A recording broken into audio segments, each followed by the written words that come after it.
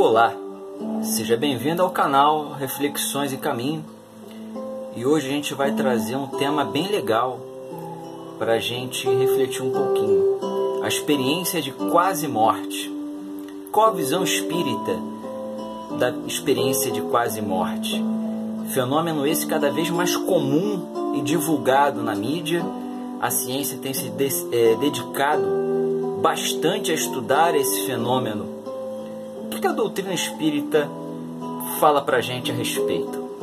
Bacana. Primeiro vamos definir clinicamente, ou academicamente, esse fenômeno de experiência de quase morte. Bom, vai se referir a um conjunto de visões, sensações que são frequentemente associadas a situações de morte iminente.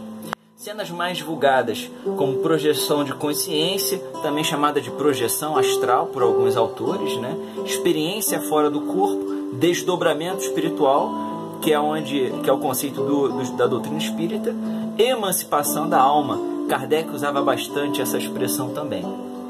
A sensação de serenidade e a experiência do túnel, o túnel escuro com um fundo luminoso, são dois relatos bem comuns, bem fáceis da gente reconhecer pelo mundo todo, são os mais comuns, o túnel e a sensação de serenidade, de desfazimento do corpo. Esses fenômenos eles são relatados após a pessoa de várias idades, gêneros, condições sociais. Esses fenômenos são relatados após um indivíduo ter sido clinicamente considerado morto ou muito próximo da morte. Daí a denominação experiência de quase morte.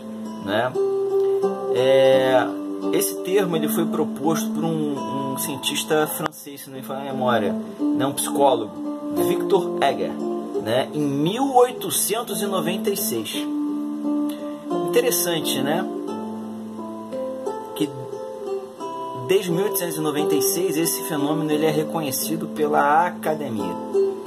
E a gente vai fazer algumas considerações muito bacana, E eu não posso deixar de citar um cientista norte-americano chamado Raymond Moody, que em mais ou menos em 1975 ele populariza o termo e começa a divulgar com mais mídia, com mais ênfase a experiência de quase morte, angariando cada vez mais informações do mundo todo. As pessoas começam a dizer que conhecem, que viu, que já presenciou alguém. Então esse conhecimento ele adquire um vulto bem maior, bem legal. E até onde eu posso afirmar, o espiritismo, como ciência que é, filosofia que é a única doutrina que se dedica a explicar esse fenômeno, com o viés da ciência aliado à espiritualidade.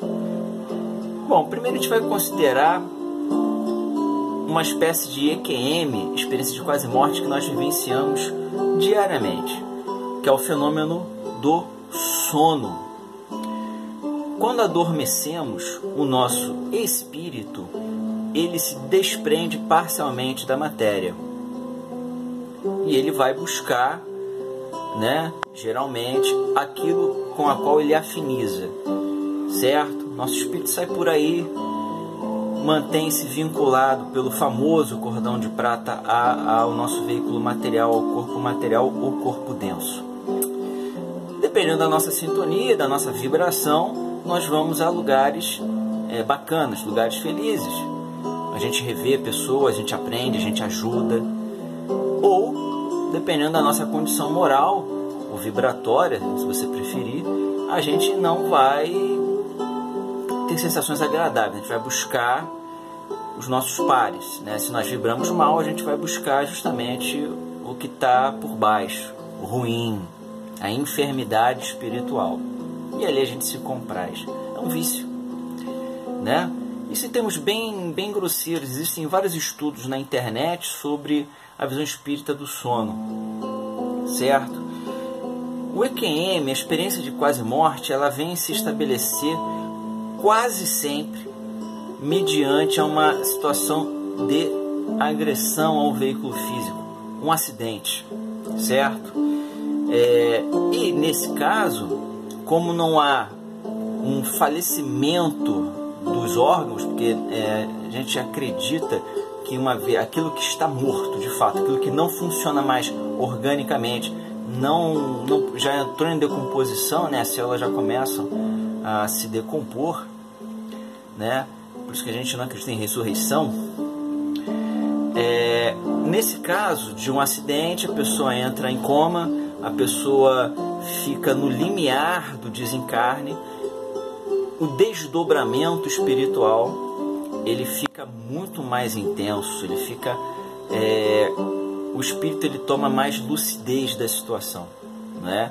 De forma indelével, tão profunda, que quando aquele espírito consegue retornar à matéria, a pessoa desperta, traz profundas impressões do que viu e do que sentiu.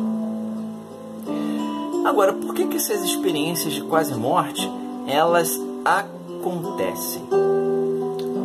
Muito bem, a gente sabe que existe o planejamento reencarnatório, certo? O planejamento reencarnatório não é aquilo ali a ferro e fogo, vírgula por vírgula, não. Sofre ajuste. A gente não pode ter imaturidade de achar que o nosso destino está escrito do início ao fim, certo? A gente tem um livre-arbítrio. Às vezes a gente tem que sofrer um chamamento à responsabilidade para a gente abrir os olhos, que a gente está errando em alguma coisa, faltando com os compromissos espirituais que a gente deveria cumprir, né?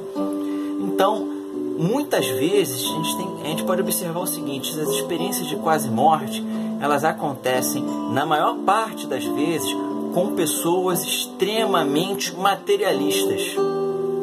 Não acreditam em Deus, são muito apegadas ao dinheiro, ao poder temporal, né? Não pensam no amanhã, tem uma vida que a gente considera de irresponsável. E quando acontece esse acidente ou chamamento, a pessoa muda o seu modo de ver a vida, o seu comportamento de forma radical.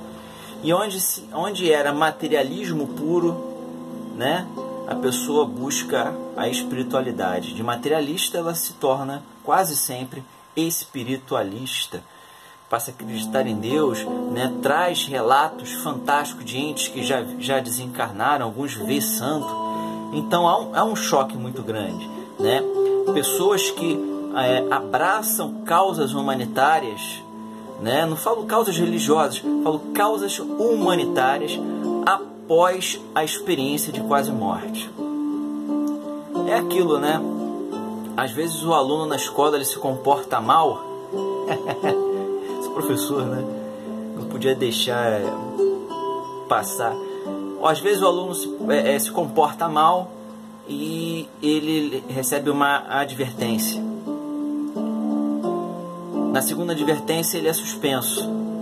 Na terceira advertência ele é expulso ou transferido de escola, porque ele não está se emendando, ele não está se adequando ao comportamento que é esperado dele dentro da instituição, que é de estudar, desenvolver comportamento social, né?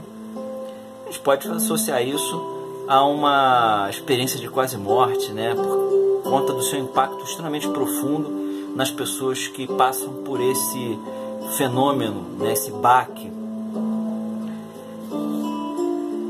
Como eu disse antes, por que acontece com algumas pessoas, não acontece com outras pessoas? Pessoas equivocadas no seu comportamento. Vai depender, conforme eu falei, do planejamento reencarnatório. Se ela precisar passar por um baque, um chamamento desse, ela vai passar, né? Vamos lembrar, tudo que acontece em nossa existência é para o nosso aprendizado. Até as más escolhas é para o nosso aprendizado, né? E esse programa é para justamente fazer esse alerta. Provavelmente a gente vai conhecer uma pessoa que atravesse essa experiência, a gente vai saber lidar com ela, conversar com ela, orientá-la, né?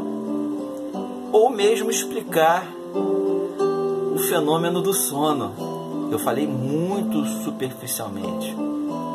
Até porque todo mundo sonha. Não existe essa coisa de, eu não sonhei.